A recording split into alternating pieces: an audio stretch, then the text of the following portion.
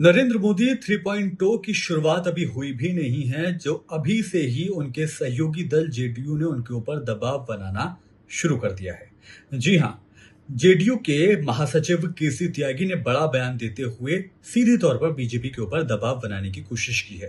दरअसल केसी त्यागी ने अग्निवीर योजना को लेकर कहा है कि ये जो योजना है इस पर गौर करने की, विचार करने की जरूरत है, क्योंकि इस अग्निवीर योजना की वजह से भारतीय जनता पार्टी को 2024 के इलेक्शन में नुकसान हुआ है।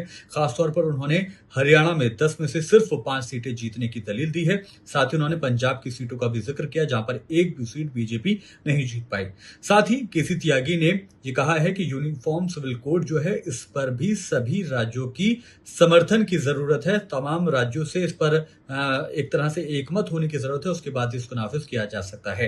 तो ऐसे में ये कहा जा सकता है इन दोनों मुद्दों को लेकर उनके सहयोगी दल जेडीयू ने उन पर दबाव बनाने की एक कोशिश की है।